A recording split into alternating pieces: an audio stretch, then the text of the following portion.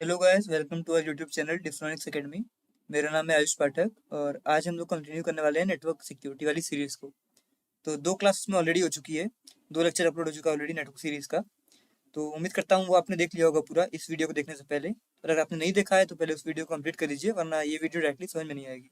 ठीक है, पहले 2 वीडियो में थ्योरी ज़्यादा थी, सेकंड वीडियो में थोड़ा प्रैक्टिकल भी था। इस वीडियो में भी थोड़ा प्रैक्टिकल होगा और धीरे धीरे हम लोग प्रैक्टिकल की तरफ और बढ़ते जाएंगे। ठीक है, लेकिन जितनी भी इंपॉर्टेंट चीज़ें हैं उनको हम लोग कवर करते हुए चलेंगे, ताकि प्रैक्टिकल जो भी कर रहे हैं उसके पीछे कॉन्सेप्ट क्या है वो सब आपको समझ में आता रहे। ठीक है, तो आज का लेक्चर शुरू करते हैं। पहले मैं मॉड्यूल ओपन कर लेता हूँ। लर्न पे जाके आप मॉड्यूल्स पे जाएंगे तो यहाँ पर आपको मिल जाएगा नीचे नेटवर्क फंडामेंटल्स वाला, ये रहा। तो इसमें से स्टार्टिंग के 3 हमने कर लिए थे ऑलरेडी। ओएसआई मॉडल के बारे में भी आपने समझ लिया था लास्ट लेक्चर में अच्छे से। तो आज हम शुरू करेंगे पैकेट्स एंड फ्रेम से। तो ट्राइहेक्मी के साथ साथ जहाँ जहाँ जरूरत होगी हम अपनी प्रेजेंटेशन का भी इस्तेमाल करेंगे। ठीक है, और जितनी भी चीज़ें एक्स्ट्रा होंगी उसके बारे में मैं आपको अलग अलग रिसोर्सेज से बताऊंगा। ठीक है, तो स्टार्ट करते हैं आज का लेक्चर। पहले सबसे पहले ये ध्यान रखिएगा आप लोग कि जो भी आप लोग पढ़ रहे हैं उसका नोट्स बनाते रहें। ठीक है ना, चाहे पहला लेक्चर हो दूसरा लेक्चर हो, अगर आप नोट्स नहीं बना रहे हैं तो आपको थोड़ी सी प्रॉब्लम होगी। हाँ, कई लोग होता है रिवीजन के लिए पढ़ रहे होते हैं तो वो नोट्स नहीं बनाएंगे तो भी ठीक है, पर आपके पास एक शॉर्ट नोट्स होना चाहिए ना। ठीक है, बहुत वास्ट नोट बनाइए, कोई दिक्कत नहीं है, पर एक शॉर्ट नोट आपके पास होना चाहिए हर चीज़ का, वरना आप चीज़ों को एक दूसरे से कनेक्ट नहीं कर पाएंगे। मान लीजिए 2 दिन 3 दिन रुक के अगर कोई लेक्चर आ रहा है तो आप उसको कनेक्ट ही नहीं कर पाएंगे, आप भूल जाएंगे। तो वो आपके पास होना चाहिए। ठीक है ना, चलिए स्टार्ट करते हैं। सबसे पहले बात कर लेते हैं पैकेट्स एंड फ्रेम्स की। ठीक है, इस रूम को आपको मेरे साथ करना है जब आप वीडियो देख रहे होंगे तब।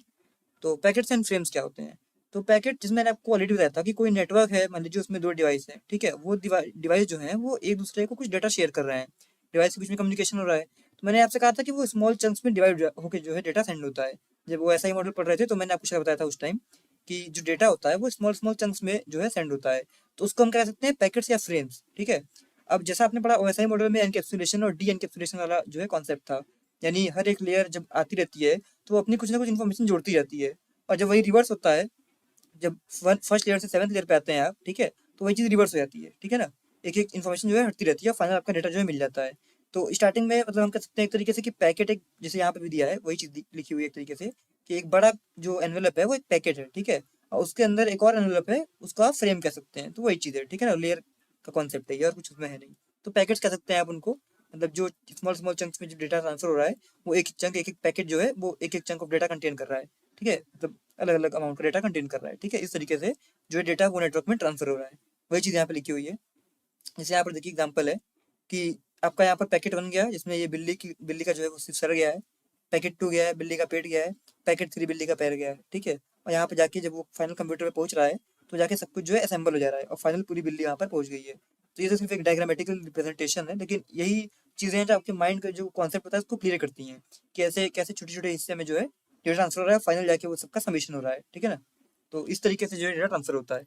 वही चीज़ यहाँ पे लिखी हुई है, कुछ नया नहीं लिखा हुआ है। आगे बढ़ते हैं।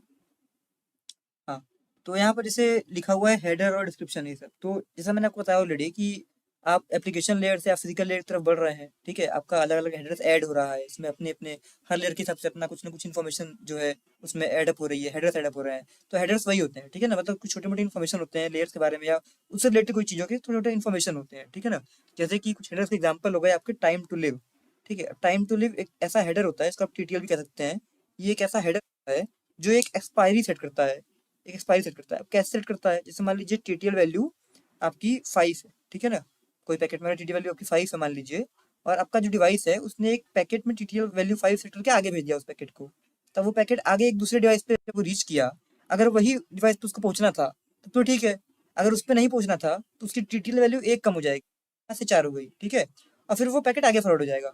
अब दूसरे डिवाइस पे पूछा, अगर वहां उसको पहुंचना था तो ठीक है, अगर वहां वो उसका डेस्टिनेशन नहीं है फाइनल, अगर तो फिर से एक वैल्यू कम हो जाएगी, तो TTL 4 से 3 हो जाएगा, और फिर अगले डिवाइस पे भेज दिया जाएगा। ठीक है, और फिर अगले पे चला गया। अब अगर ये फाइनल डेस्टिनेशन है तो ठीक है, अगर नहीं है TTL वैल्यू फिर एक और कम हो जाएगी। ऐसे वो कम होते होते आगे पास होती जाएगी। ठीक है, और फाइनल अगर TTL वैल्यू 0 हो जाती है किसी डिवाइस पे आके, तो उस पैकेट का जो काम है वहां पे वो खत्म हो जाता है, वो पैकेट वहीं पे डिस्कार्ड हो जाता है। ठीक है ना, ये कॉन्सेप्ट था टाइम टू लिव का। अब इसको करना जरूरी है, वरना एक पैकेट जो भेजा गया है अगर वो अपने डेस्टिनेशन को रीच नहीं कर रहा है तो वो जिंदगी भर पैकेट जो है घूम, ठीक है, तो उससे दिक्कत होने लगेगी, भीड़ हो जाएगी उसमें। तो इसीलिए टाइम टू लिव का इस्तेमाल करते हैं हम लोग। उसी तरीके से एक चेकसम हेडर होता है। चेकसम एक तरीके की इंटीग्रिटी प्रोवाइड कर सकते हैं आपकी, अगर पैकेट में कुछ चेंज हुआ है तो चेकसम से वो चेक हो सके कि ठीक है भाई, कुछ इसमें चेंज तो नहीं किया गया है, कोई इसमें आधा अधूरा कुछ तो नहीं है, या ऐसा कुछ तो नहीं है, करप्शन तो नहीं है। वो चीज़ें चेक करने के लिए चेकसम हेडर का इस्तेमाल किया जा सकता है। ठीक है। सोर्स एड्रेस, ये तो ऑब्वियस चीज है कि कहाँ से आपको पैकेट आ रहा है, ठीक है। और डेस्टिनेशन एड्रेस यानी कहाँ को जाना है। तो डेस्टिनेशन एड्रेस क्यों जरूरी है वो तो आप समझ ही रहे होंगे, लेकिन सोर्स एड्रेस क्यों जरूरी है? सोर्स एड्रेस जो है वो इसलिए जरूरी है कि जब किसी डिवाइस पे कोई डेटा भेज रहे हैं, अगर उसको रिप्लाई करना है तो रिप्लाई किधर करेगा, उसको अगर वापस कुछ भेजना है तो रिप्लाई कहाँ करेगा, इसके लिए सोर्स एड्रेस जो है डालना जरूरी होता है। ठीक है, चलिए ये चीज हो गया। क्वेश्चन देख लेते हैं क्या है। What is the name for a piece of data when it, हाँ ठीक है। एक जो है डेटा की पीस को क्या कहते हैं, पैकेट कह सकते हैं या फ्रेम भी कह सकते हैं। ठीक है, पैकेट हो गया। हाँ, ठीक, अच्छा ठीक है, ये वही चीज लिखी हुई है कि जब उसके पास आईपी एड्रेस है, ठीक है, यानी मैंने आपको कहा ना एक बड़े एनवलप और एक छोटा एनवलप, मतलब और इन्फॉर्मेशन उसमें ऐड होती गई, लेयर का ही खेल है ये। तो जब अभी पूरी आईपी एड्रेस वाली इन्फॉर्मेशन ऐड नहीं हुई थी तो उसको हम फ्रेम कह रहे थे, ठीक है। और जब वो और लेयर के थ्रू पास होती गई उसमें जो है आईपी एड्रेस और ये सब इन्फॉर्मेशन ऐड हो गई तो वो पैकेट कहला रहा है, यही चीज है। ठीक है, टर्म्स वाली चीजें हैं बेसिकली, अगर आपको टर्म्स पूरे एग्जैक्ट याद नहीं रहते तो कोई दिक्कत नहीं होती है उसमें, क्योंकि आपको ज्यादा प्रैक्टिकल होना जरूरी होता है, लेकिन आपको चीजें पता होनी चाहिए ओवरऑल कि होता क्या है। ठीक है ना। चलिए टीसीपी आईपी हैंडशेक के बारे में आ जाते हैं। ऑलरेडी मैंने आपको बताया था कि टीसीपी यूडीपी में अंतर क्या है, डिफरेंस क्या है, कैसे हैंडशेक होता है, सारे फ्लैग सिन सिन एक ही सब फ्लैग के बारे में मैंने आपको बताया था, आपको याद होगा। तो एक क्विक रीजन कर लेते हैं यहाँ पे, वही चीज़ लिखी है, कुछ खास नया नहीं है यहाँ पर। Advantages of TCP, disadvantages of TCP, वही चीज़ें हैं कि ये गारंटी करता है इंटीग्रिटी की डेटा की, मतलब मैंने आपको बताया था कि अगर कोई डेटा सेंड हो रहा है, जैसे आपने पैकेट्स के फॉर्म में देखा, चंक्स के फॉर्म में, जब वो डेटा सेंड हो रहा है, ठीक है, तो उसके बीच में होता है कोई एक पैकेट नहीं जा पाया तो वो पैकेट रीसेंड हो जाएगा, ठीक है, लेकिन डेटा फाइनल पूरा पहुंचेगा वहाँ पे, इंटीग्रिटी जो है डेटा की मेंटेन रहेगी, सही से डेटा कंप्लीटली पूछेगा, बीच में बिगड़ नहीं जाएगा। ठीक है, वही चीज़ लिखा हुआ है यहाँ पे, लिखा है केपेबल ऑफ सिंक्रोनाइजेशन, ठीक है, वो भी सही है। और वही है कि रिलायबिलिटी ज़्यादा होती है। डिसएडवांटेज वही है, मोरलेस स्पीड का ही, ठीक है, देखिए slower then UDP, slow connection, वही चीज़ें घुमा फिरा के टीसीपी के बारे में जो मैंने आपको सारा बताया था। अब ये TCP packet contain various section information header, ठीक है, ये टीसीपी के कुछ हेडर्स के बारे में है, वही चीज़ें घुमा फिरा के। और यहाँ पर देखिए कुछ नया टर्म इंट्रोड्यूस हुआ है, पोर्ट। मैंने इतना कुछ बताया आपको, लेकिन अभी पोर्ट के बारे में नहीं बताया था, इसीलिए नहीं बताया था कि पोर्ट आगे यूज होगा तो हम बताएंगे उसको। ठीक है, तो सोर्स पोर्ट, डेस्टिनेशन पोर्ट, तो इसके बारे में मैं बताऊंगा अभी आगे आपको, पहले ये देख लीजिए एक बार। यहाँ पर नॉर्मल वो हेडर तो है ही same, source IP destination IP जो होने ही थे, ठीक है। अब यहाँ पर सीक्वेंस नंबर, एक्नॉलेजमेंट नंबर, वो ये दो नई चीजें हैं, ठीक है। वही है सिन फ्लैग एक्स फ्लैग, मैंने आपको कहा था कि सिन फ्लैग में वो जो है सीक्वेंस नंबर होता है, एक्नॉलेजमेंट नंबर होता है, मैंने आपको डायग्राम दिखाया था, उसमें मैंने आपको बताया था कि अगर यहाँ पर सिन जो है वो एक्स का अगले का एक्नॉलेजमेंट सिन प्लस वन होगा। ठीक है, ये सब आपको मैंने लास्ट लेक्चर में पूरा अच्छे से बताया ही था, तो अब क्लियर ही होगा। चेकसम पता ही आपको क्या है, डेटा जो सेंड करना है, ठीक है। फ्लैग, ये लिखा है कि कैसे जो है हैंडशेक को, मतलब इस तरीके से ये है कि जो हेडर है, ठीक है, वो डिटरमाइन करता है कि पैकेट कैसे हैंडल्ड होगा, ठीक है ना। वो चीज़ फ्लैग है, मतलब सेम फ्लैग सेट है कि एक फ्लैग सेट है, वही चीज़ है, मैंने आपको बताया था ऑलरेडी। और यहाँ उन फ्लैग्स के बारे में दिया हुआ है, इस नीचे दिया हुआ है आपका सिन फ्लैग, मैंने बताया था आपको सिंक्रोनाइज करने के लिए। सिन एक आता है इसके बाद, फिर एक आता है इसके बाद, मैंने आपको बताया तीन चीज़। बीच में जो भी डेटा ट्रांसफर हो जाएगा, ठीक है। फिन जब कनेक्शन आपका कंप्लीट हो चुका है, सारा काम आपका हो चुका है, तो फिन फिनिश होगा, ठीक है। और रीसेट, अगर गलती से कनेक्शन हो गया, आपको कनेक्शन नहीं करना है, बीच में रोकना है, तो रीसेट फ्लैग का इस्तेमाल करते हैं, ठीक है। जैसे ये रहा एग्जाम्पल इसका। सिन, पहले सिंक्रोनाइजेशन रिक्वेस्ट भेजा गया इधर से एलिस से बॉब को, फिर बॉब ने उसका एक्नॉलेजमेंट भेजा और अपनी तरफ से सिन भेजा, ठीक है, एक ही बार में, ठीक है। और तो ये आपको समझ में आ गया होगा थ्री वे हैंडशेक कैसे काम कर रहा है, वही सिन सिनैक देनैक, ओके। नेक्स्ट आपका बात होता है यहाँ पर टीसीपी क्लोजिंग का कनेक्शन, ठीक है ना। अब टीसीपी में कनेक्शन क्लोज कैसे होता है, तो वो फिनिश पैकेट्स होता है, फिन पैकेट्स, मैंने आपको ऑलरेडी बताया था। फिन पैकेट जो यूज होता है कनेक्शन को कंप्लीट जब हो गया है, आपका काम सारा हो गया है, डेटा जो है आपका ट्रांसफर हो गया है, तो फिन पैकेट का इस्तेमाल होता है। मतलब कैसे हुआ देखिए, पहले यहाँ पर सिन हुआ, ठीक है, सिनैक हुआ, एक हुआ, कनेक्शन स्टैब्लिश, ठीक है। देन बीच में आपका डेटा ट्रांसफर होगा, अब आपका डेटा ट्रांसफर शुरू, जितना डेटा भेजना था पूरा जा रहा है, डेटा ट्रांसफर अब कंप्लीट हो गया पूरा, सर्वर तरफ से भी क्लाइंट तरफ से भी जितना कम्युनिकेशन रहा था वो हो गया। अब जब एंड करना है तो एलिस ने बॉब को फिन भेजा कि भाई फिनिश कर दो कनेक्शन, तो बॉब ने एक्नॉलेजमेंट भेजा, ठीक है, कि ठीक है भाई तुम्हारा बात मैं मान गया, अब मैं अपनी तरफ से फिन भेज रहा हूँ, अब बॉब अपनी तरफ से फिन भेज रहा है, और फिर एलिस उसको एक्नॉलेज करके एक्नॉलेजमेंट भेज रहा है। क्या हुआ, फिन क्लाइंट ने भेजा, सर्वर ने एक और फिन दो चीज भेजी, फिर क्लाइंट ने वापस से एक्नॉलेजमेंट भेजा उसके फिन का, ठीक है ना। इस तरीके से आपका जो कनेक्शन है वो क्लोज हो गया। तो यहाँ पे क्वेश्चन देख लेते हैं, what is the header in a TCP packet that ensures the integrity of data, checksum होगा।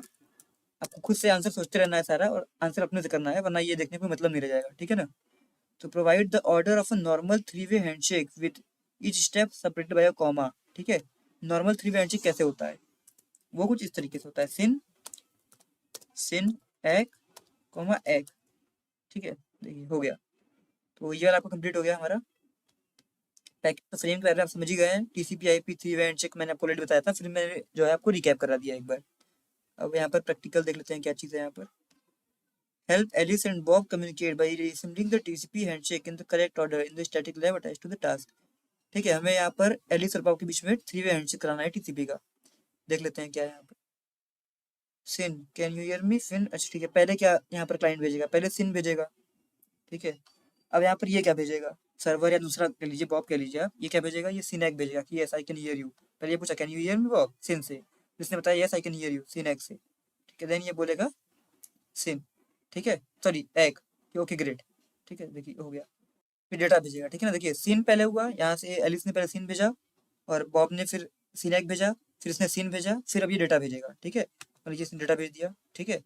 डेटा यहाँ पर आ गया, सारा काम यहाँ पर जो है वो हो चुका है, ठीक है, यहाँ पर डेटा भेजने का। अब यहाँ पर क्या हो जाएगा? रिपीट, रीसेट और एक, ठीक है। और यहाँ पर कनेक्शन रीसेट नहीं करना है, फिनिश करना है, तो मेरे ख्याल से यहाँ पर एक ही होगा, ठीक है। तो एक कर देते हैं इसको, ठीक है। एक्नॉलेजमेंट, डेटा का एक्नॉलेजमेंट मिल गया, डेटा मिल गई है पूरी। अब कनेक्शन को फिनिश करना है, ठीक है। इसको फिनिश करने के लिए क्या भेजेगा? क्या भेजेगा यहाँ पर? ये फिन एग, ठीक है, आई एम ऑल डन, ये भेज दिया इसने फिन एग। तो यहाँ से ये भी क्या भेजेगा कि या मेरा कनेक्शन भी खत्म हो चुका है, फिन एग, ठीक है। तो या मी टू, ठीक है। फिर क्या होगा यहाँ पर? ओके गुड बाय, ठीक है, खत्म का। देखिए समझे अपन क्या हुआ? पहले कनेक्शन स्टैब्लिश्ड हुआ, ठीक है, इसके बाद डेटा जो है वो पूरा ट्रांसफर हुआ, और डेटा पूरा ट्रांसफर होने के बाद कनेक्शन जो है फिनिश हो गया, जिस तरीके से यहाँ पर हुआ था एकदम उसी तरीके से। और ये आपको क्या मिल गया? इसका टीसीपी फ्लैग, सॉरी इसका फ्लैग कॉपी कर लेते हैं और फ्लैग को यहाँ पर पेस्ट कर देते हैं। चलिए ये आपका हो गया। इस तरीके से छोटे मोटे जो टास्क हैं इसमें वो आपके क्लैरिटी, जो है कॉन्सेप्ट की क्लैरिटी को और अच्छे से क्लियर कर देते हैं।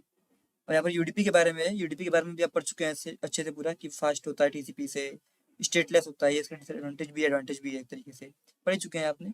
हेडर भी वही चीज़ें हैं, ठीक है। यहाँ पर भी इसमें ऑलमोस्ट ऑलमोस्ट सेम ही हेडर है, टीटीएल सेम है, source address, destination address, source port. हाँ पोर्ट के बारे में बताऊंगा भी आगे आपको, तो सभी देख लीजिए कि हाँ पोर्ट्स होते हैं, डेस्टिनेशन और सोर्स पोर्ट।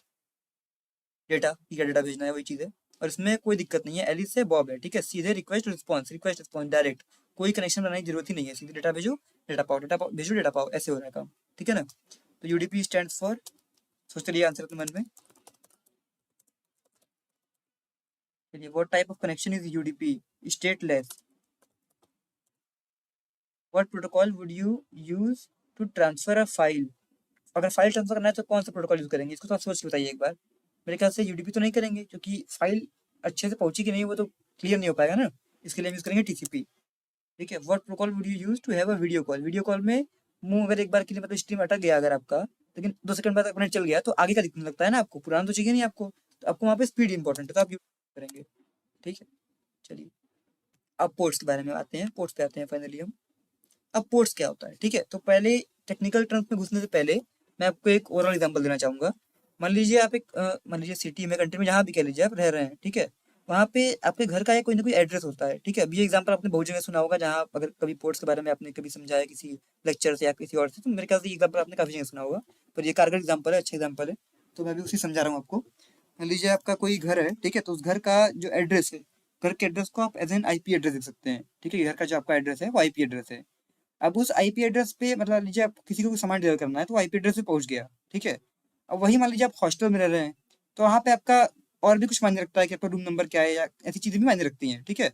तो उसको आप कह सकते हैं पोर्ट नंबर, ठीक है। जैसे अगर किसी के पास आपका आईपी एड्रेस है तो आपके घर तक पहुंच सकता है, पर किसी के पास अगर आपका पोर्ट नंबर है तो वो समझ सकता है कि घर के कौन से खिड़की से जाना है, कौन से दरवाजे से जाना है, कौन से रूम तक जाना है, ठीक है। वो उसका पोर्ट नंबर डिफाइन करता है, आप कह सकते हैं एक तरीके से। मतलब अगर एड्रेस आईपी नंबर है तो गेट नंबर या रूम नंबर आपका पोर्ट नंबर है, ठीक है।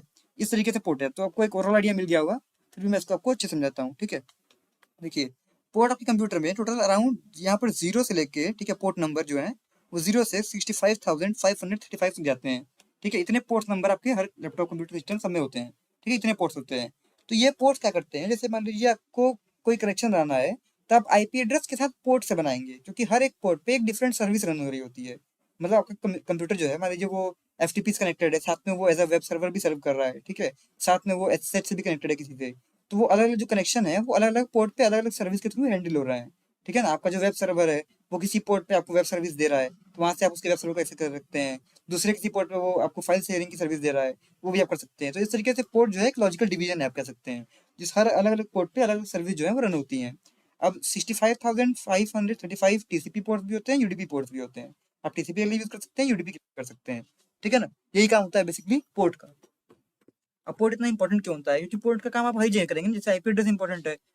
वो जैसे आपको मैं एग्जांपल बताऊंगा, कोई भी वेबसाइट अगर खोलते हैं, ठीक है, मोस्टली तो कुछ पोर्ट जो है वो प्रीडिफाइंड होते हैं, वेबसाइट के लिए नहीं, मतलब इन जनरल कुछ पोर्ट जो है वो प्रीडिफाइंड होते हैं, ज्यादातर इसी काम के लिए इस्तेमाल होंगे। स्टैंडर्ड कह सकते हैं आप उनको। जैसे वेबसाइट्स के लिए 80 पोर्ट होते हैं, 80, 80 नंबर 80, ठीक है। जैसे आप कोई वेबसाइट ओपन करते हैं तो बाय डिफॉल्ट उसका पोर्ट नंबर 80 पे ही ओपन होता है वो, ठीक है, ब्राउजर में, और तभी आपकी जो वेबसाइट है वो ओपन हो जाती है आपके सामने। और इसको मैं आपको यहाँ पे दिखाता हूँ एक लिस्ट टोटल। अब सामने यहाँ लिस्ट है, जैसे एफ के लिए बाई डिफॉल्ट 21 पोर्ट यूज होता है, एस के लिए 22, ठीक है, एच के लिए 80, एच के लिए 443, SMB के लिए 445, और रिमोट डेस्कटॉप जो है प्रोटोकॉल यानी RDP के लिए 3389, ठीक है। अब जैसे मान लीजिए आपने कोई वेबसाइट खोला है, google.com हो गया, ठीक है, या कुछ भी हो गया, तो इसका मतलब एक्चुअली में ये है कि आप आगे कोलन लगा के अपना पोर्ट नंबर लिखते हैं कोई भी डोमेन के बाद, तो वो उस पोर्ट को ओपन करता है। तो अगर यहाँ पे 80 लिखता हूँ मैं, ठीक है, तो यहाँ पर ये फिलहाल नहीं हो रहा है मेरे ख्याल से, ये पोर्ट नंबर, सॉरी, हाँ, जो है एच के लिए 443 यूज होता है, तो ये देखिए ओपन हो गया, ठीक है। तो ये कौन से पोर्ट पे सर्विस चल रही है, वही पोर्ट अगर आप डालेंगे तो वो पोर्ट की चीजें खुद चीजें जो है वो खुल जाएंगी। तो बाई डिफॉल्ट अगर ब्राउजर में आप एच खोलते हैं तो हमेशा वो पोर्ट नंबर 80 पे खोलता है, और एच खोलते हैं तो हमेशा पोर्ट नंबर कितने पे खोलता है, 443 पे, ठीक है। इस तरीके से जो है पोर्ट का काम है। अब अगर आपका मान लीजिए ब्राउजर का कोई चीज़ एक्सेस करना है तो आप ब्राउजर से कर रहे हैं, पर अगर मान लीजिए आपको जो है एफटीपी एक्सेस करना है तो ब्राउजर थोड़ी करेंगे आप। एफटीपी के लिए आप एफटीपी कोई क्लाइंट का इस्तेमाल करेंगे, एसएच करना है तो एसएच किसी क्लाइंट का इस्तेमाल करेंगे। जैसे ब्राउजर आपका जो है वो वेब क्लाइंट आप कह सकते हैं, उस तरीके से, ठीक है ना। अब वेबसाइट का मैं आपको दिखाता हूँ एक और चीज़। जैसे मान लीजिए ओपन कर लेते हैं हम लोग, मैं अपना यहाँ पर काली ओपन कर लेता हूँ, ठीक है। मान लीजिए मैं लिखता हूँ नेटकैट, ठीक है, ये एक टूल है नेटकैट NC, ठीक है, जो आपको लिनक्स में मिल जाएगा, आप इंस्टॉल भी कर सकते हैं इसको अलग तरीके से। इसके आगे आपको आईपी और पोर्ट देना होता है जिससे आपको कनेक्ट करना है। तो मान लीजिए मुझे google.com, ठीक है, google.com के पोर्ट नंबर 80 पे कनेक्ट करना है, तो मैं इसको एंटर मारूंगा तो ये पोर्ट पे कनेक्ट हो चुका है। अब मैं इस पे अपनी HTTP रिक्वेस्ट कर सकता हूँ, क्योंकि मैं पोर्ट नंबर 80 पे कनेक्ट किया, मुझे पता है कि वहाँ पे एक वेब सर्वर चल रहा है। अब ये कैसे पता है ये मैं आपको बताऊंगा अच्छे से, कैसे स्कैनिंग और सब चीज़ें होती हैं बताऊंगा वो भी, पर फिलहाल इतना समझ लीजिए कि पता है मुझे, ठीक है। तो अगर मुझे करना है तो मैं कैसे करूँगा, मैं यहाँ पर एक HTTP रिक्वेस्ट भेजूंगा। तो रिक्वेस्ट का मैं एक पैटर्न लिख रहा हूँ, मैं गेट रिक्वेस्ट भेज रहा हूँ रूट डायरेक्टरी पे HTTP 1.1 का इस्तेमाल करते हुए। तो ये भी क्या चीज़ होगा मत समझिए, सिंपल ये एक HTTP रिक्वेस्ट का जो है फॉर्मेट है। ये देखिए, ये मेरे सामने क्या आ गया, ये मेरे को वेब सर्वर से रिस्पॉन्स आ गया, ठीक है। ये देखिए, ये मुझे रिस्पॉन्स आ गया, यहाँ से मेरा रिस्पॉन्स शुरू हो रहा है। तो ये रिस्पॉन्स के हेडर्स हैं, जैसे पैकेट में हेडर्स होते हैं ना, ये रिस्पॉन्स के जो है हेडर्स हैं सारे, ठीक है। इसमें हेडर्स में क्या चीज़ है आपका, HTTP 200 हो गया, मतलब रिस्पॉन्स सही है, ठीक है। ये डेट के बारे में दिया हुआ है, कंटेंट टाइप कैसा है, और भी चीज़ें जो है बहुत सारी भिन्न भिन्न प्रकार की चीज़ें हैं इसमें। और ये आपका डेटा है पूरा HTML पेज जो लोड होता है आपके सामने google.com खोलने पे, ठीक है। ये वही चीज़ है, कुछ नया नहीं है इसमें, पूरी वही चीज़ें हैं। तो इस तरीके से जो है मैं पोर्ट नंबर 80 पे रिक्वेस्ट कर रहा हूँ और चीज़ें आपकी सेंड हो रही हैं। आप कस्टम रिक्वेस्ट भेज सकते हैं, मैंने सिंपल होम पेज की रिक्वेस्ट भेजी थी, वही चीज़ था और कुछ नया इसमें नहीं था, ठीक है ना। तो वही चीज़ है यहाँ पर, समझ गए होंगे आप क्या लिखा है। तो पोर्ट भी अलग तरीके से डिफाइंड है, मतलब जैसे 1024 मोस्ट कॉमन पोर्ट्स होते हैं, तो एनमैप भी बाई डिफॉल्ट वही स्कैन करता है। अभी हम एनमैप भी यूज़ करेंगे कुछ देर में, अगर आपको नहीं पता एनमैप के बारे में तो बेसिकली यही था। यहाँ पर मैं आपको दिखाता हूँ इधर भी पोर्ट्स के बारे में टोटल वही चीज़ें लिखी हुई हैं, ठीक है। सॉकेट, सॉकेट क्या होता है, ये जो आईपी एड्रेस या फिर डोमेन नेम कोई भी चीज़ अगर यहाँ पर लिखते हैं और कोलन लगा के उसके आगे उसका पोर्ट नंबर लिखते हैं उसको एक्सेस करने के लिए, तो इसको एज अ होल सॉकेट कहा जाता है, सॉकेट कनेक्शन, ठीक है, सॉकेट एड्रेस, ठीक है ना। मतलब आईपी या फिर डोमेन और कोलन लगा के पोर्ट के कॉम्बिनेशन को हम सॉकेट एड्रेस कहते हैं, ठीक है। तो एक सॉकेट एड्रेस जरूरी होता है किसी चीज़ से कनेक्ट करने के लिए। आप डायरेक्टली ये नहीं कह सकते कि मैं किसी आईपी से कनेक्ट हुआ हूँ, आपको आईपी की किसी न किसी पोर्ट पे ही कनेक्ट होना होगा, ठीक है ना। ये होता है आपका आईपी और पोर्ट का कॉन्सेप्ट। लेते हैं यहाँ पर क्या है, open the site attach to this task and connect to the IP address इतना ऑन पोर्ट 1234। हमें इस आईपी पे इस पोर्ट पे कनेक्ट करना है। देखते हैं इसमें क्या है टास्क में। यहाँ नेट कैट यूज हो रहा है, यहाँ भी हमें 8.8.8, सॉरी यहाँ पे लिखना पड़ेगा 8, ओके आ गया ऑलरेडी। इस पे हमें पोर्ट नंबर 1234 पे कनेक्ट करना है, ठीक है। तो मैं इसको कनेक्ट करता हूँ, कनेक्शन रिसीव्ड, हमें फ्लैग मिल गया। तो नेट कैट आप समझिए कैसे यूज करना है। तो फ्लैग को हम यहाँ पे डाल देते हैं, कंप्लीट हो गया। अब एक्सटेंडिंग योर नेटवर्क, नेक्स्ट में जो हम पढ़ने वाले हैं कि नेटवर्क कैसे एक्सटेंड करना है, इसको कंप्लीट कर लेते हैं। चलिए ये रूम भी हो गया। अब अगेन टास्क आपको करना है, लिंक्डइन पे शेयर करना है हमें टैग करके, जो अभी तक एक भी बच्चे का मुझे नहीं दिखा किसी ने किया भी हो, एक भी आदमी ने, ठीक है। तो मेरे ख्याल से आपको ये करना चाहिए, नहीं तो अगर आप नहीं शेयर करना चाहें तो कोई दिक्कत नहीं है, पर एटलीस्ट इसका स्क्रीनशॉट लेकर डालिए। हाँ ये तो चलिए मेरे ख्याल से वीआईपी वाला है, जिसके पास अकाउंट है वो करे, जिसके पास नहीं है वो हमारी वीडियो देखने के बाद एटलीस्ट फीडबैक और रिव्यू दे दे, ठीक है। और जो फ्री लेसन उनका तो करे ही करे, जो वीआईपी वाले लैब्स हैं, पेड वाले लैब्स हैं, उनका अगर आपके पास अकाउंट है, ठीक नहीं है तो कोई बात नहीं, हमें कम से कम ग्रुप में लिखिए कि मैंने किया है, अपने फीडबैक सजेशन और सारी चीज़ें बताइए हमें, ठीक है। नेक्स्ट हमारा लैब है एक्सटेंडिंग योर नेटवर्क।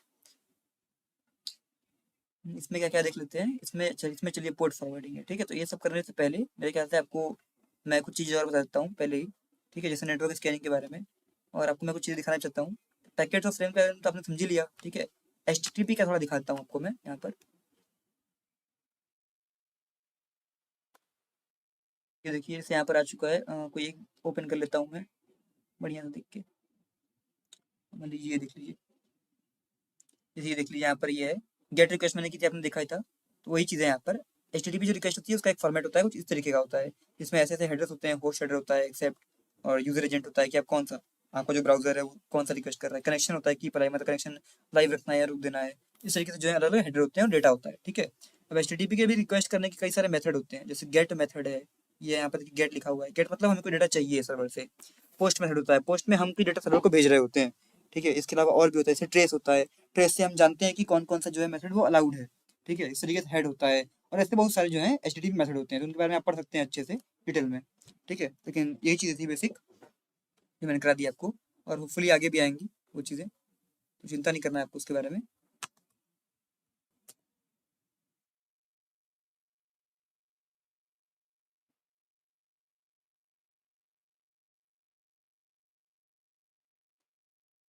चलिए, तो पहले पोर्ट फॉरवर्डिंग आपको कराने से पहले, इसके बारे में समझाने से पहले कुछ चीज़ें और ज़रूरी हैं, पहले वो मैं आपको करा देता हूँ। जैसे कि आपको नेटवर्क स्कैन करना है, ठीक है। अब से हमने अच्छे समझ लिया है, ये आपको अच्छे समझ में आ गया होगा कि एक जो डिवाइस है, ठीक है, वो एक नेटवर्क में कैसे एग्जिस्ट कर रहा है, मतलब उसका IP एड्रेस कॉन्सेप्ट, पोर्ट का कॉन्सेप्ट, मैक एड्रेस, सब कुछ समझ में आ गया होगा। पोर्ट बस मैंने उस टाइम नहीं समझाया था, पोर्ट भी आप बस समझ गए हैं, ठीक है। समझ चुके होंगे कि डिवाइस जो नेटवर्क में कनेक्टेड है वो कैसे एग्जिस्ट कर रहा है, किन किन डिवाइस से कनेक्ट हो सकता है, राउटर स्विच सब कुछ अपने अच्छे से समझ लिया, ठीक है। ये चीज़ आपको समझ में आ गई होगी। अब अगर आप एक नेटवर्क में हैं, चूंकि अब सिर्फ नेटवर्किंग मॉड्यूल नहीं पढ़ रहे हैं, नेटवर्क सिक्योरिटी भी पढ़ रहे हैं, तो आपको ये समझना जरूरी है कि अगर हम एक नेटवर्क में कनेक्टेड हैं, ठीक है, तो उस नेटवर्क के जो डिवाइसेज हैं उनको हम कैसे स्कैन करें। तो उसके लिए कई सारे वेरियस टूल्स आते ही हैं, ठीक है। और उसके पीछे मेथोलॉजी होती है अलग अलग, कोई कोई पिंग पे काम करता है कि पिंग करके चेक करता है पूरे नेटवर्क में सारे डिवाइस को, जितने IP एड्रेस पॉसिबल है सबके पिंग करता है। और भी इस तरीके से बहुत सारे तरीके होते हैं चेक करने के, ठीक है ना। तो बेसिकली कुछ सॉफ्टवेयर के बारे में आपको बताने वाला हूँ आज, विंडोज़ का भी और लिनक्स का भी, ठीक है। तो विंडोज़ में आप यूज़ कर सकते हैं, एक टूल आता है एंग्री IP स्कैनर, ठीक है। गूगल करेंगे आपको मिल जाएगा, देख लेता हूँ अगर यहाँ पर सामने आ जाए, मेरे में तो ऑलरेडी इंस्टॉल्ड ही है IP स्कैनर। यहाँ से आप इनकी ओरिजिनल वेबसाइट डाउनलोड कर सकते हैं, ठीक है। तो मैं ऑलरेडी डाउनलोड करके रखा हुआ हूँ उसको, तो मैं आपको दिखाता हूँ उसको। मैंने ओपन कर लिया एंग्री IP स्कैनर। इसमें आपको क्या करना है, आपको पहले अपना IP एड्रेस देख लेना है, ठीक है ना। तो मैं फिलहाल तो मैं IP कॉन्फ़िग करता हूँ। मेरा IP एड्रेस है 192.168.29.237, ठीक है। इसको मैं एक नोटपैड में लिख लेता हूँ पहले, 192.168.29. कितना 37, ठीक है। ये मेरा IP एड्रेस है। और मेरा सबनेट मास्क कितना दिया हुआ है, 255.255.255.0, ठीक है। ये मुझे करने की जरूरत तो ऐसी थी नहीं, लेकिन फिर भी आप समझ सकते हैं इसको, क्योंकि मैंने आपको ऑलरेडी बताया सबनेट वाला कॉन्सेप्ट क्या होता है, तो आपको पता ही होगा। इसके बाद देख लीजिए फिर भी, इसका मतलब कितना है, 888, यानी कितना 24 बिट्स, यानी ये कौन सा नेटवर्क है, /24 नेटवर्क है। CIDR नोटेशन कुछ इस तरीके से होगा, ठीक है ना। तो ये आपका जो है टोटल रेंज है। तो हमें क्या करना है, IP रेंज देनी है यहाँ पर। आप यहाँ पर एक कस्टम या पूरा नेटवर्क भी स्कैन कर सकते हैं, आपके ऊपर है। तो मुझे क्या करना है, 192.168.29.0 से लेके मुझे 192.168.29.255 तक सारे जो डिवाइस हैं उन सबको स्कैन करना है। तो मैं ये लिखने के बाद सीधे यहाँ पर स्टार्ट कर दूंगा। ये देखिए यहाँ पर ये बेसिक पोर्ट स्कैनिंग कर दे रहा है थोड़े बहुत कि कौन कौन से पोर्ट ओपन है, और ये भी स्कैन करके यहाँ पर नीचे देख सकते हैं आप, ग्रीन लाइन चालू है, यहाँ पर स्कैनिंग जो है वो चालू है।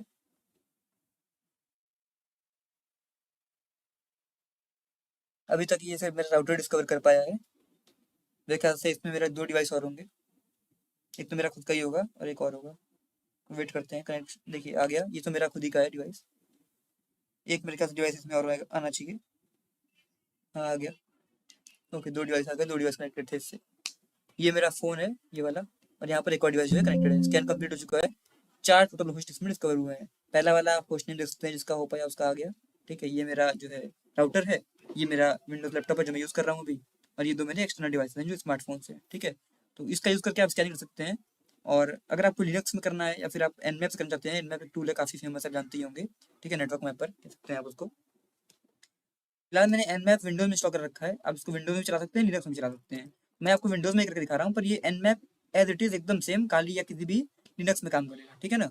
तो इसमें काफ़ी सारे स्विच होते हैं वैसे तो, लेकिन एक बेसिक स्विच है -A, इसका मतलब होता है ऑल। इसमें काफ़ी चीज़ें जो है इंक्लूडेड होती हैं, जैसे कि आपका सर्विस वर्जन स्कैन करना, पोर्ट स्कैनिंग करना और भी बहुत सारी चीज़ें, ठीक है, इसका आप इस्तेमाल कर सकते हैं। पर अभी हम इसका इस्तेमाल नहीं करेंगे। अभी हम एक दूसरा स्विच देने वाले हैं जो कि SN मतलब आपको पोर्ट स्कैनिंग रोक देनी है। एनमैप क्या करता है बेसिकली, पोर्ट स्कैनिंग भी करता है, ठीक है। तो आपको अभी पोर्ट स्कैनिंग नहीं करनी है, आपको बस अभी इतना जानना है कि नेटवर्क कितने सारे, नेटवर्क में जो डिवाइस है कितने सारे कनेक्टेड है, ठीक है, लाइव डिवाइस। तो आपको ये लिखना है, फिर आप क्या करना है, आपको आईपी रेंज देनी है, ठीक है, ये मेरी आईपी रेंज है। और -V मतलब वर्बस, ठीक है, वर्बस आउटपुट आपको मिल जाएगा। तो मैं एंटर करता हूँ उसको, देखिए स्कैनिंग 255 होस्ट चालू हो चुका है।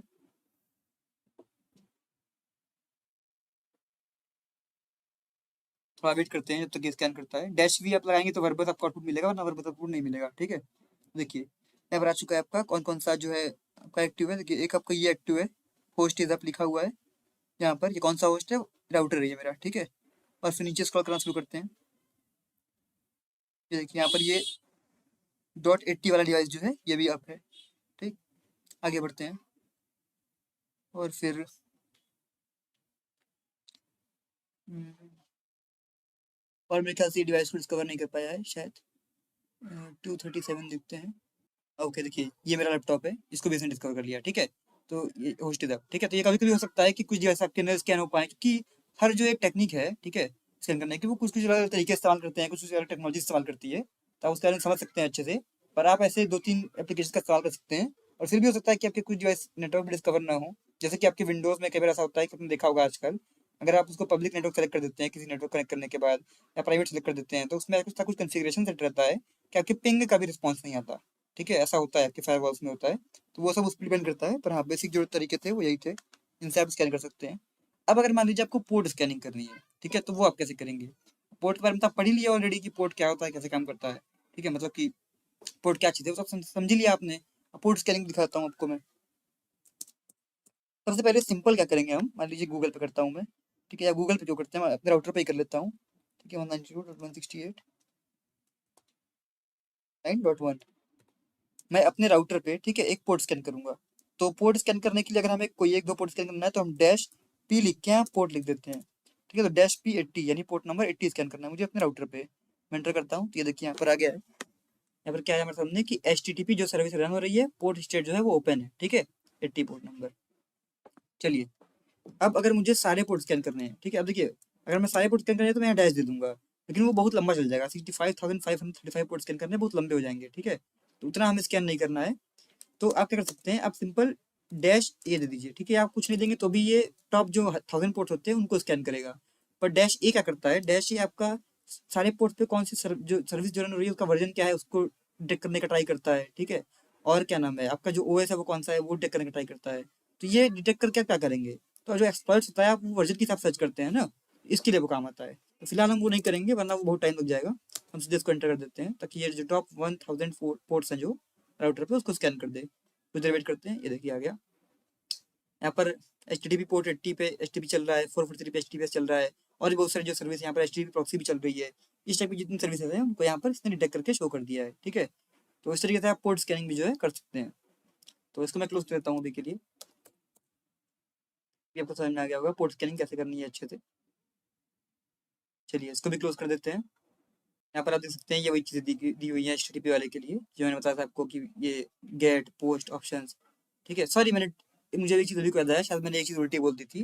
मैंने आपको ट्रेस बोल दिया था कि ट्रेस होता है देखने के लिए कि क्या नाम है कौन से HTTP मेथड अलाउड है, वो शायद मैंने गलती बोल दिया गलती से। ट्रेस होता है चेक करने के लिए कि आपका पैकेट का फ्लो कैसा है, ठीक है। ऑप्शंस होता है आपको देखने के लिए कि कौन कौन से जो है HTTP वाले मेथड अलाउड है, ठीक है। तो इसको बिठा देते हैं। ओके। तो अब हम पढ़ने वाले हैं पोर्ट फॉरवर्डिंग के बारे में।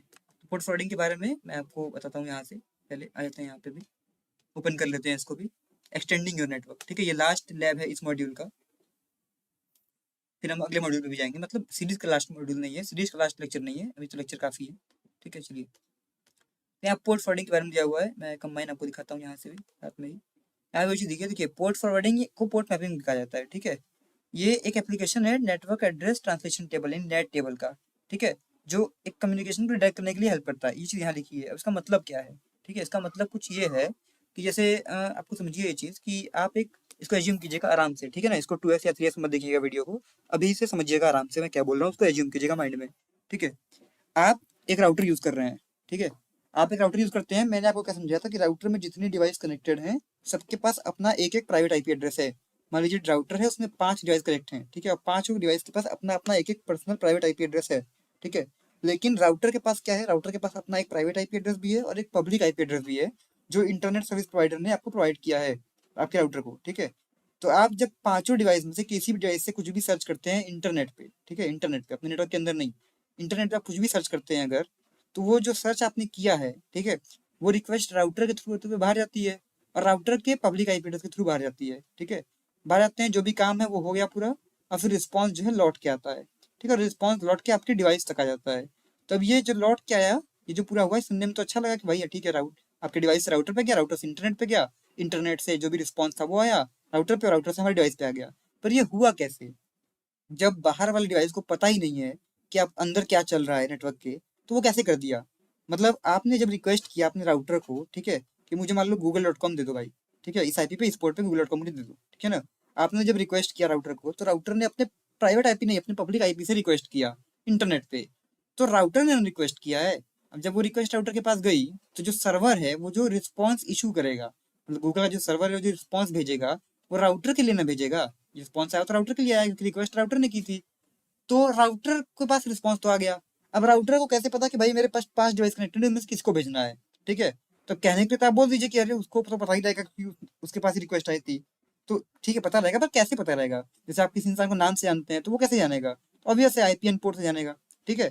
तो राउटर क्या करता है, जब कोई रिक्वेस्ट, ठीक है, स्टार्टिंग में जब जा रही होती है, मतलब जैसे डिवाइस ए से मान लीजिए राउटर पर रिक्वेस्ट जा रही है, और वो रिक्वेस्ट आउटसाइड के लिए है, तो वो उसी वक्त उस एंट्री को नोट कर लेता है, ठीक है, वो उसी वक्त एंट्री को नोट कर लेता है, ताकि जब रिक्वेस्ट गया, जब रिस्पॉन्स आया है, तो वो वापस से रिस्पॉन्स को वहीं पे रिडायरेक्ट कर दे। वो आईपी एड्रेस एंड पोर्ट को जो है नोट कर देता है कि यहाँ से भाई रिक्वेस्ट गई है, और जो रिस्पॉन्स आएगा वो इनके लिए आएगा। जो रिस्पॉन्स आता है फिर वहाँ जो है फॉरवर्ड हो जाता है, ठीक है। तो ये कब हुआ, ये तब पॉसिबल हुआ जब आप एक अंदर नेटवर्क से बाहर रिक्वेस्ट कर रहे हैं, तो आपका बाहर का कम्युनिकेशन तो बन गया, काम आपका चल रहा है। लेकिन तब क्या होगा, अगर आपको बाहर से अंदर का एक्सेस करना है। कहने का मतलब क्या, कहने का मतलब ये कि अभी तो आप नेटवर्क के अंदर बैठे थे, डिवाइस ए पे बैठे थे, आप इंटरनेट पे कुछ रिक्वेस्ट कर रहे थे, रिक्वेस्ट राउटर के थ्रू बाहर गई, बाहर आपका काम हुआ, और रिक्वेस्ट का जो रिस्पॉन्स इशू हुआ राउटर तक आया, राउटर ने अपने टेबल में चेक किया और उसको सही डिवाइस तक पहुंचा दिया, काम हो गया आपका। अब मान लीजिए कि आप नेटवर्क के अंदर नहीं बैठे हैं, ठीक है, मतलब आपका एक नेटवर्क बना हुआ है पूरा, आपका एक नेटवर्क जिसमें 5 डिवाइस कनेक्टेड है, ठीक है, और एक राउटर से है जो इंटरनेट से कनेक्टेड है। अब जो 5 डिवाइस हैं उनमें से एक कोई वेब सर्वर है मान लीजिए, और वो एक वेबसाइट रन कर रहा है, उसमें एक वेबसाइट रन हो रही है, और आप दुनिया में मान लीजिए आपने इंडिया में उस नेटवर्क को सेट किया, ठीक है, और आप चले गए बाहर, ठीक है, और आप अफ्रीका में बैठे हैं, अब आपको उस वेबसाइट को एक्सेस करना है इंटरनेट के थ्रू, तो आप कैसे करेंगे, क्योंकि आप कनेक्ट तो है नहीं उस नेटवर्क में, आपको इंटरनेट के थ्रू वो एक्सेस करना है। तो इंटरनेट के थ्रू आप उसको एक्सेस कैसे करेंगे, जब आपको इंटरनेट के थ्रू उसको एक्सेस करना है, ध्यान से समझिएगा मेरी बात को, आपको इंटरनेट के थ्रू उसको एक्सेस करना है, जब आप इंटरनेट से प्राइवेट आईपी एड्रेस लिखेंगे तो आपको समझ में आएगा नहीं उसको, तो आपको ऑब्वियस है राउटर का पब्लिक आईपी एड्रेस लिखना पड़ेगा। जब आप राउटर के पब्लिक आईपी एड्रेस पे जाएंगे, मान लीजिए आपने पोर्ट नंबर 80 पे रिक्वेस्ट किया, तो राउटर को इस बार तो पता ही नहीं है कि जो जो रिक्वेस्ट आई है इसको भेजना कौन सी डिवाइस पे है, क्योंकि पहले तो क्या था कि डिवाइस ही आपके राउटर को भेज रहा था, स्टार्टिंग में डिवाइस इनिशिएट कर रहा था कनेक्शन, और राउटर भेजा रहा था, तो राउटर को पता था कि यहीं से कनेक्शन, यहीं से रिक्वेस्ट आई है तो रिस्पॉन्स भी यहीं भेजना है। लेकिन इस बार क्या हुआ कि रिक्वेस्ट बाहर से आई है, अंदर वाले किसी डिवाइस के लिए, तो अब बाहर वाले को पता नहीं है कि अंदर क्या चल रहा है, तो वो तो राउटर पे ही रिक्वेस्ट करेगा, और राउटर को पता ही नहीं कि इस रिक्वेस्ट को भेजना कहाँ है। तो हम क्या करते हैं, पहले से ही हम राउटर में मैनुअली एक एंट्री सेट कर देते हैं कि अगर राउटर के पब्लिक आईपी पे मान लीजिए पोर्ट नंबर 80 पे कोई भी रिक्वेस्ट अगर आ रही है, तो इसको इस डिवाइस के इस पोर्ट नंबर पे भेज देना तुम सामने से, ठीक है। तो इससे क्या होगा कि जब भी कोई सामने से अगर राउटर के पब्लिक आईपी एड्रेस के पोर्ट नंबर 80 पे रिक्वेस्ट करेगा, तो हम पहले ही से उसको बता रखे हैं राउटर को नेट टेबल में कि भाई तुमको इसी डिवाइस को, यानी वेब सर्वर वाला जो डिवाइस है उसी को रिक्वेस्ट भेजनी है। तो फिर रिक्वेस्ट वहाँ जाएगी और फिर रिस्पॉन्स इशू हो जाएगा वहाँ से, तो कोई दिक्कत नहीं होगी। इस तरीके से पोर्ट फॉरवर्डिंग का जो है कॉन्सेप्ट काम करता है। तो आप समझ गए होंगे एक एग्जांपल कैसे मैं क्या चीज़ बताने की कोशिश कर रहा हूँ। अब मैं इसका आपको जो है थोड़ा सा एग्जांपल इलिस्ट्रेट करके दिखाता हूँ, उसका प्रैक्टिकल देखेंगे हम। यहाँ से भी वही चीज़ें दी हुई हैं सारी, देख सकते हैं आप। जैसे ये नेटवर्क के अंदर आप कनेक्टेड है, ठीक है, नेटवर्क 1, ओके, नेटवर्क 2, ठीक है, ब्लू में नेटवर्क 2 है। हाँ, ये वही चीज़ है कि 2 नेटवर्क है, बीच में इंटरनेट है आपका, वही चीज़ जो मैंने समझाई है आपको। इसको मैं अगर कोई अच्छा डायग्राम मिल जाए तो दिखाता हूँ आपको देख के कुछ। इसका हम प्रैक्टिकल भी करेंगे, ठीक है ना, उसकी चिंता नहीं करनी है आप लोग को, मैं समझाऊंगा इसको अच्छे से आपको।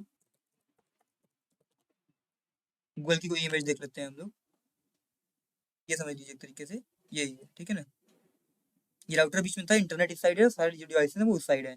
तो अगर डिवाइस की तरफ से रिक्वेस्ट गई तो राउटर से हो गई इंटरनेट, ठीक है। लेकिन अगर पहली रिक्वेस्ट इंटरनेट ने जनरेट की तो इंटरनेट से राउटर पे रिक्वेस्ट आएगी, और राउटर में हमने पहले सेट कर रखा है कि अगर इस पोर्ट नंबर को रिक्वेस्ट आती है तो उसको डिवाइस नंबर ABC किसी पे भेज दो, और वो रिक्वेस्ट जो है उसी पे चली जाएगी। तो ऐसे ही पोर्ट फॉरवर्डिंग जो है काम करता है। तो अब पोर्ट फॉरवर्डिंग के लिए आपको बता दूं पहले तो एक चीज कि आपके ये होम राउटर में ही आता है ज्यादातर, ठीक है ना, ज्यादातर आपके होम राउटर में ये आता है। मतलब आपने जो राउटर लगाया हुआ है उसमें पोर्ट फॉरवर्डिंग का एक सिस्टम होगा, उसमें से आप जाकर उसको सेट कर सकते हैं। मैं आपको शायद दिखा भी सकता हूँ, लेकिन मेरे में है नहीं एक्चुअली, इसलिए मैं दिखा नहीं चाहता आपको। तो थोड़ा वो सिमिलर ऑप्शन है पर वो नहीं है। तो मैं अपने राउटर में नहीं दिखा सकता वो चीज़, पर राउटर में आप जाएंगे, सिक्योरिटी या एडमिनिस्ट्रेशन सब जो है वो टैब्स में जाएंगे आप राउटर के लॉगिन पेज पे। राउटर के लॉगिन पेज जानते ही होंगे आप लोग। जब वहाँ पे जाएंगे तो आपको वहाँ पे कॉन्फ़िगरेशन मिल जाएगा। तो एक तरीका तो वो होता है। दूसरा होता है एक्सटर्नल किसी प्रोवाइडर का आप इस्तेमाल कीजिए, ठीक है, एक्सटर्नल प्रोवाइडर का। तो वो मैं आपको करके दिखाऊंगा, पर उसके लिए थोड़ा चीज़ आपको और जाननी पड़ेगी। तो पहले वो पढ़ लेते हैं, तो मैं आपको वो भी करके दिखाऊंगा।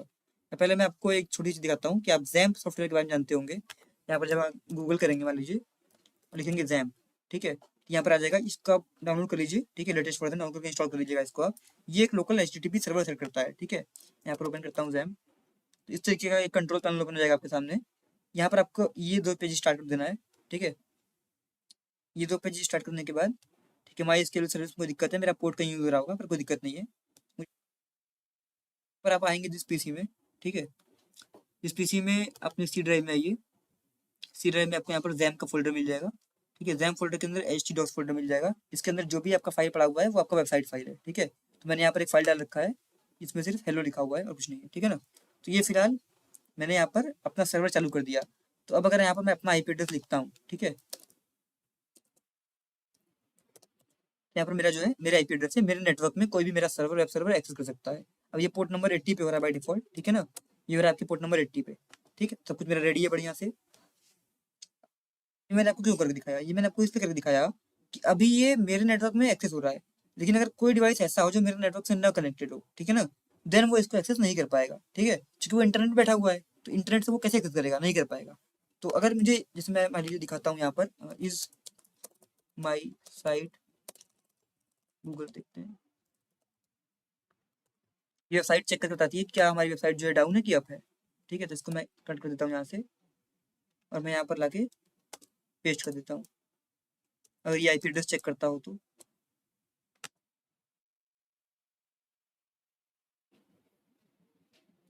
देख लेते हैं यहाँ पर ये हो रहा है कि नहीं।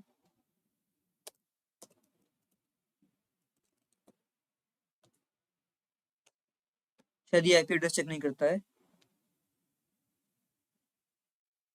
चलिए कोई नहीं, बंद कर देते हैं इसको अभी के लिए, ठीक है। वही चीज़ है कि IP एड्रेस जो है वो मेरे नेटवर्क के अंदर एक्सेसिबल है, ठीक है, पर नेटवर्क के बाहर एक्सेसिबल नहीं होगा। ये मेरा पब्लिक IP एड्रेस तो है नहीं, प्राइवेट IP एड्रेस है। और मेरा जो पब्लिक IP एड्रेस है, ठीक है, माई IP वर्जन 4, सॉरी, ये जो मेरा पब्लिक IP एड्रेस है यहाँ पे आने वाला है अभी IP वर्जन, IP एड्रेस के थ्रू मैं अपने सर्वर को एक्सेस नहीं कर सकता अभी, ठीक है। जब आप राउटर में ही पोर्ट फॉरवर्डिंग सेट करेंगे तो आप इसी IP एड्रेस के थ्रू पोर्ट नंबर डाल के अपने जो सर्वर को है उसको एक्सेस करवा पाएंगे, ठीक है ना, पोर्ट फॉरवर्डिंग से। तो ये काम होता है पोर्ट फॉरवर्डिंग का। अब मैं इसको फिलहाल क्लोज कर रहा हूँ। क्वेश्चन देख लेते हैं क्या है। What is the name of the device that is used to configure port forwarding. कुछ नहीं, राउटर इस्तेमाल होता है, ऑब्वियस है। चलिए, अब मैं आपको एक एक्सटर्नल सॉफ्टवेयर के बारे में बताता हूँ। ngrok के बारे में हो सकता है आपने सुना हो, ठीक है। यहाँ पर आप आएंगे ngrok पे, इसको आप फ्री में डाउनलोड कर सकते हैं मेरे ख्याल से। यहाँ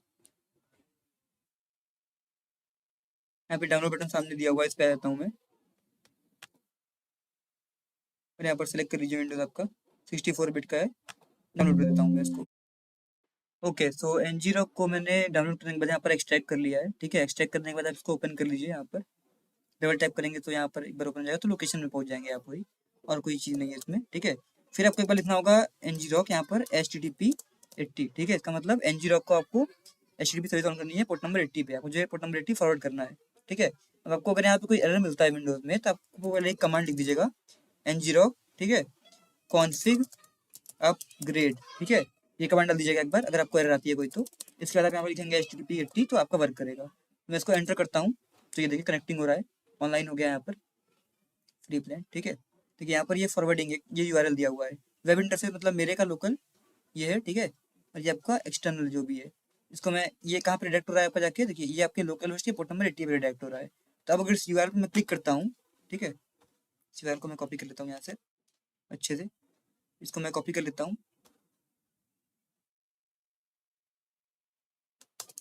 ओके, अब इसको मैं जाके ब्राउजर में ओपन करता हूँ।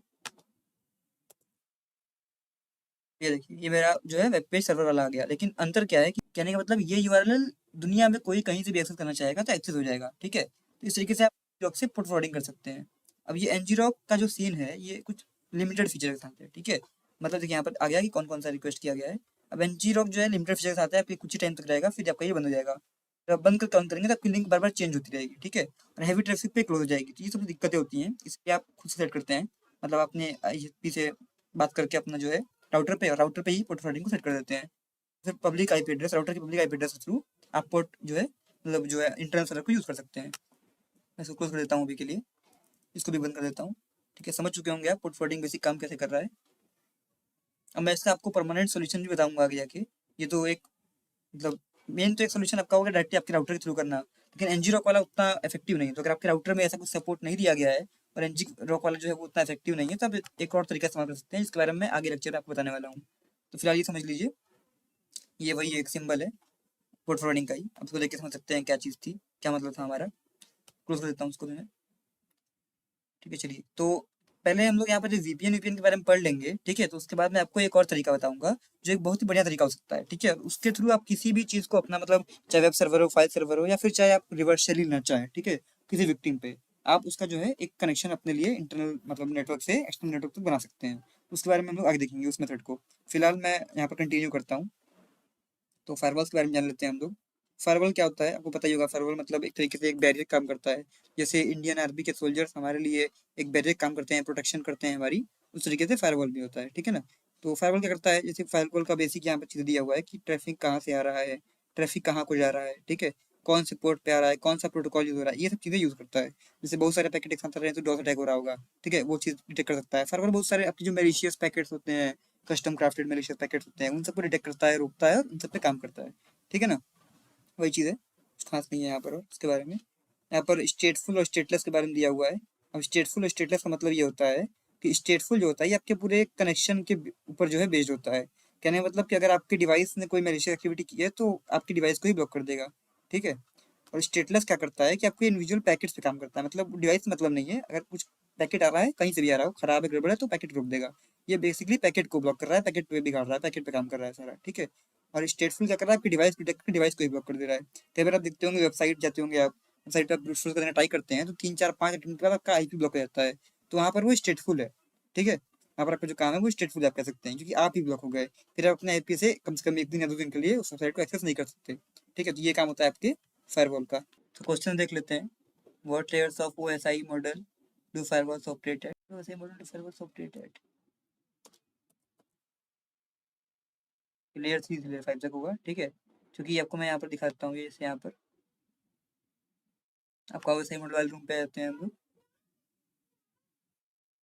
OSI मॉडल वाले रूम पे यहाँ पर देखिए, आराम से ध्यान से समझिएगा इस चीज़ को। ठीक है, हमने क्या किया था लेयर 3 से लेयर 5 तक। ठीक है, नेटवर्क लेयर से सेशन लेयर तक, क्योंकि प्रेजेंटेशन में उसका कोई काम नहीं है, एप्लीकेशन में तो डेटा पहुंच ही चुकी है। ठीक है, फिजिकल और डेटा लिंक लेयर तो वो IP और वो सब वाला काम हो जाता है। ठीक है, तो वहाँ पर डिफरेंट चीज़ हो गई। तो नेटवर्क सेशन लेयर तक जो है आपका मेन काम करता है फायरवॉल। पे आते हैं वापस। चलिए, नेक्स्ट क्वेश्चन क्या है, what category of firewall inspect the entire connection? पूरा कनेक्शन कौन देखता है, कौन देखता है? स्टेटफुल देखता है। ठीक है ना, stateful. What category of firewall inspects individual packets? Individual packets कौन देखता है? स्टेटलेस। ठीक है, हो गया। प्रैक्टिकल है फायरवॉल का, देख लेते हैं क्या है। Deploy the static site attached to this task, you must correctly configure the firewall to prevent the device from overloading. हमें डिवाइस जो है ओवरलोडिंग से बचाना है। कर लेते हैं व्यू साइट यहाँ पर आके। दिस वेबसाइट एडिटना is under attack, quickly add some firewall rules to stop the server from crashing, the packet in red are from attackers machine. ठीक है, स्टार्ट करते हैं। यहाँ पर फायरवॉल रूल्स है यहाँ पर। देखिए यहाँ पर क्या हो रहा है, 34 से, और 34 से जो है वो अटैकर है। तो सोर्स आईपी में क्या करना है 34 वाला, ठीक है। डेस्टिनेशन क्या है हमारा, राउटर है, इसे कहाँ पे जा रहा है 203 वाले आईपी पे जा रहा है, 203 पॉइंट कितना 110.1 इस पे जा रहा है, ठीक है। इस पे जा रहा है। पोर्ट नंबर कौन सा है हमारा यहाँ पर, सर्वर वेंट डाउन, ठीक, जल्दी जल्दी करना था हमें थोड़ा। 34 से इस पे पोर्ट नंबर 21 सिलेक्ट है मेरे ख्याल से, ड्रॉप करते हैं, ठीक है। पोर्ट नंबर दूसरा पोर्ट भी ऐड कर लेते हैं, पोर्ट नंबर 22 को भी, 80 को भी ड्रॉप कर देते हैं, 330 को भी ड्रॉप कर देते हैं, और 8080 को भी, हाँ देखिए 3306 को जैसे मैंने किया हो गया, ठीक है। मतलब मैंने इस वाले यानी 198.51.134 ये वाले मशीन से, इस वाले मशीन से, ठीक है, इस वाले मशीन पे जितने भी पैकेट आ रहे थे अलग अलग पोर्ट पे, सबको मैं धीरे धीरे ब्लॉक करने लगा, और फिर रेड जो ट्रैफिक था वो ब्लॉक हो गया, ठीक है। और हमारा डिवाइस जो है सेव हो गया। इस तरीके से फायरवॉल रूल को आप कंफिगर कर सकते हैं। मतलब बहुत सारी चीज़ में रूल होते हैं। एक जनरल पैटर्न भी होता है कि अगर कुछ गड़बड़ी हो रही है, मतलब पैकेट ज़्यादा आ रहे हैं, इन सब पे भी है। पर आप ऐसे ब्लॉक भी कर सकते हैं सीधे। उसको मैं सबमिट कर देता हूँ, ठीक है।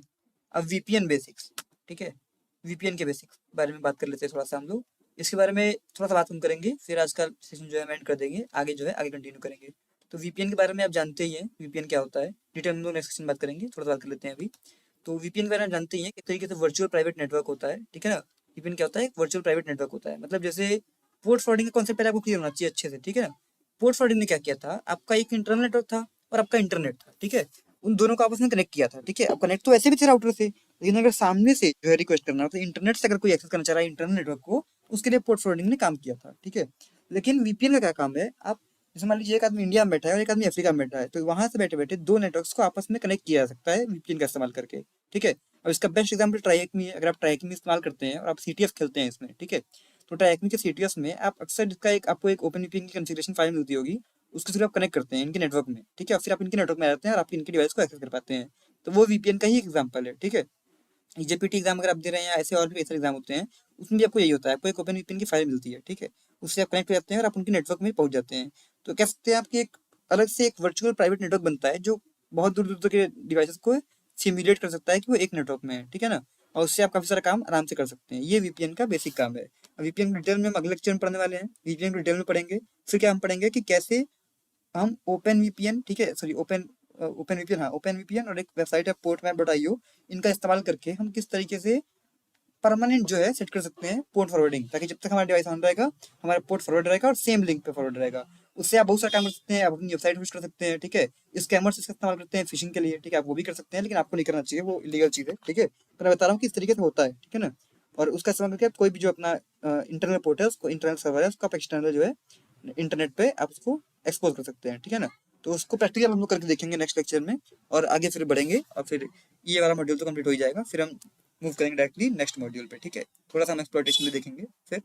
तो आज की जो क्लास है, लेक्चर है, इसके लिए इतना ही रखते हैं। उम्मीद करता हूँ कि स्टार्टिंग के दो लेक्चर भी आपने देख लिया होंगे अच्छे से, और ये लेक्चर भी आप अच्छे से देख लेंगे, ठीक है ना। तो एंड करते हैं आज के लेक्चर को यहीं पे, मिलते हैं नेक्स्ट लेक्चर में आपसे।